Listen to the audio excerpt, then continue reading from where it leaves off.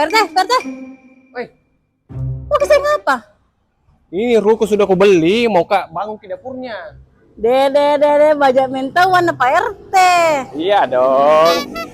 Pak RT, masih ada kah yang seperti ini juga? Ini sebenarnya juga mau ku lepas. Oh, lokasinya di mana? Ini lokasinya menggigit jalan poros sudah Anggoria. Wih, ramenya tahu deh. Sudah rame, ada Indomaret di sampingnya, ada Alfamart di depannya. Deh, rame Pak RT. Ini Miki, Pak RT berapa bangunannya? bangunannya tipe 145. Untuk luas tanahnya, lebarnya 4,60 meter, panjangnya ke belakang 17 meter. Ih, lampen Pak RT. Melampe sah. Boleh keluar Pak RT? Masuk. Oh iya. Ini cocok kalau mau kembangkan usaha atau mau bisnis ikan cupang. Ngapa nih kan cupang? 3 lantai Pak RT nih. 3 lantai. Di lantai 1 ini bisa kita jadikan sebagai tempat usaha. Itu di lantai 2 nanti ada balkon. Ayo Mi, kita spill Ki. Jadi kalau memang mau tinggal juga boleh, karena kita sudah sediakan dapur seperti ini. Oh, sudah ada dapurnya. Sudah ada dapur, meja kompor, wastafel, terus di sini masih ada 1 kamar mandi.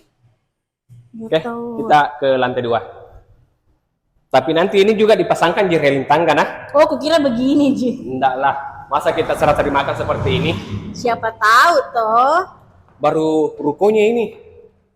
Sisa 1, sisa tengah ini. Sisa yang di tengah, Di. Iya.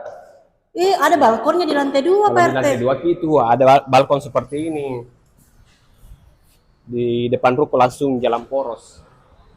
Oh, cocok sekali dipakai usaha kalau begini. Apalagi kalau mau bikin usaha klinik, karena di sini memang ada dekat rumah sakit Malibu Husada. Oh, yang di samping kuliah tuh kayak restoran mau bikin, Di. Iya. Dan setiap lantai itu ada kamar mandinya. Ini semuanya pakai kloset duduk. Oke, kita ke lantai 3.